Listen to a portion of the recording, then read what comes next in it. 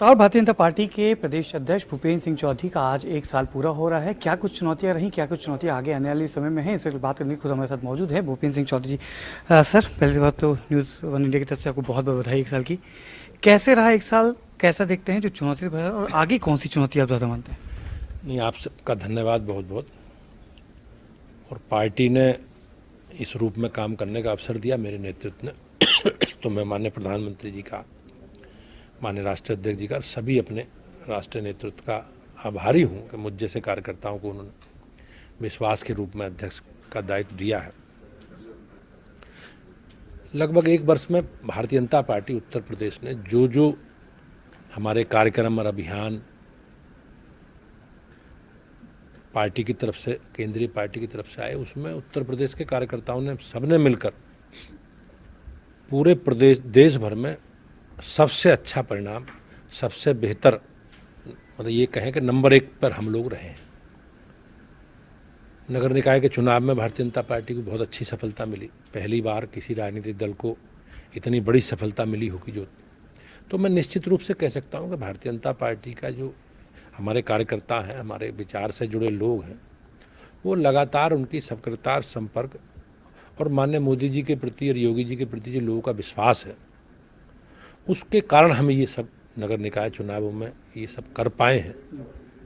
और राजनीतिक दल के नाते हमेशा जनता से जुड़े विषय, उनके लिए काम करना, अपनी सरकार के कामकाज के रिपोर्ट कार्ड लेकर जनता के बीच में जाना और बेहतर करना देश के समाज के लिए, ये हमेशा हमारे लिए चुनौती है।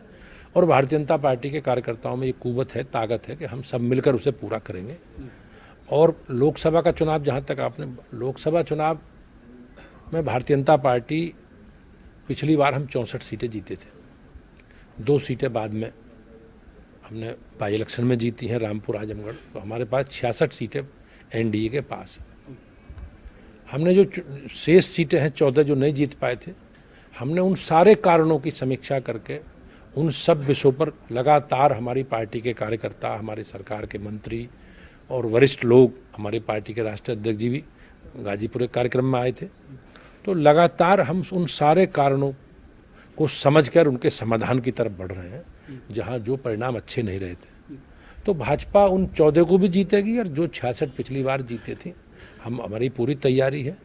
और मैं निश्चित रूप से कह सकता हूँ, मोदी जी के प्रति जो लोगों का विश्वास है, उस विश्वास के, सरकार के काम के आधार पर और कार्यकर्ताओं की सक्रियता के आधार पर हम सारी सीटें, बीजेपी उत्तर प्रदेश की 80 की 80 सीटें जीतेगी। अध्यक्ष, क्योंकि देखा गया है कि पीडीए को लेकर, अब इंडिया की तरफ से समाजवादी पार्टी पीडीए को लेकर पिछड़ा, दलित और अल्पसंख्यक को लेकर आगे चल रही है। पसमंदा समाज आपके साथ लगातार जुड़ता नजर आ, पसमंदा पे भी नजर है, तो कहीं ना कहीं एक बार फिर से एमवाई फैक्टर को जोड़ने की कोशिश की जा रही है। और अब की बार पहले बसपा और सपा एक साथ थी, अब क्या इंडिया एक साथ आ रहा है, तो असर पड़ेगा? भारतीय जनता पार्टी हमेशा सामाजिक समरसता की बात करती है, और माननीय प्रधानमंत्री जी का जो संकल्प है, सबका साथ, सबका विकास और सबका विश्वास, हमने कोई भी, किसी भी आधार पर हमारे यहाँ कोई भेदभाव नहीं है। पुरानी सरकारें सरकार की योजनाओं में भेदभाव करती थी, विकास की योजनाओं में भेदभाव करती थी। हमारे यहाँ बिल्कुल पारदर्शी व्यवस्था के तहत जो उस पात्रता श्रेणी में आते हैं, उनको उसका लाभ दिया जाता है। हमारी सरकार का संकल्प और हमारी सरकार का जो कमिटमेंट है हमारी पार्टी का, वो गरीब कल्याण और गरीबों के लिए समर्पित हमारी सरकार है, हमारी पार्टी काम कर रही है। तो हम सबको साथ लेकर चल रहे हैं। हमारे साथ अब ऐसा नहीं है कि हम किसी विशेष वर्ग, जाति, समाज की पार्टी हो। भारतीय जनता पार्टी सबकी पार्टी है, और जो गरीब है, जो कमज़ोर है, जो पिछड़ा है, वो हमारी प्राथमिकताओं में है। उसमें पसमानदा भी है भाई, जो समाज में की विकास की यात्रा में, दौड़ में पिछड़ गए हैं, वो सरकार का, पार्टी का संकल्प है, मोदी जी और योगी जी के नेतृत्व में, कि सबका जीवन बेहतर हो। इस संकल्प के साथ पार्टी आगे बढ़ रही है। एक आखिरी सवाल, क्योंकि नए अध्यक्ष आते हैं किसी में भी, तो देखा जाता है कि नई टीम आती है। टीम नई, भूपेंद्र चौधरी की टीम का इंतजार बहुत लंबे समय से चल रहा है। हालांकि आप आंशिक बदलाव की बात करते हैं, पर अभी कुछ और बदलाव होने? नहीं, टीम तो 2024 के बाद, जब लोकसभा चुनाव के बाद नए अध्यक्ष के रूप में जिसे भी भूमिका मिलेगी, वो नई टीम तब आएगी। मुझे जो कार्यकाल मिला है, वो मुझे स्वतंत्र देव सिंह जी का शेष बचा कार्यकाल है।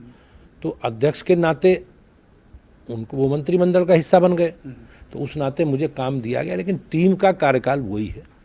कुछ आंशिक पुनर्गठन की अनुमति पार्टी ने दी थी तो उसमें कुछ लोग मंत्री बन गए, कुछ लोग और दायित्व पर चले गए, तो उसमें आंशिक पुनर्गठन हुआ है। ऐसी जिलों में भी बहुत थोड़ा आंशिक पुनर्गठन की तरफ हम बढ़ रहे हैं, और लेकिन संगठन का कार्यकाल पूरा 2024 तक है। बहुत बहुत धन्यवाद, एक बार फिर से बहुत बहुत बधाई आपको। हाँ, तो ये थे भूपेंद्र चौधरी, बताए थे कि हमने विकास की बात की थी, प्रधानमंत्री मोदी की जो योजनाएं हैं उसको लेके चलेंगे, और पार्टी ने जो दायित्व दिया है उसमें चुनौतियां नहीं, उसको स्वीकार किया है, और 80 में से 80 का कमल खिला के एक बार फिर से प्रधानमंत्री मोदी को प्रधानमंत्री बनाने का काम करेंगे। वीडियो जर्नलिस्ट अमित सानिक साथ मनीष मिश्रा, न्यूज़।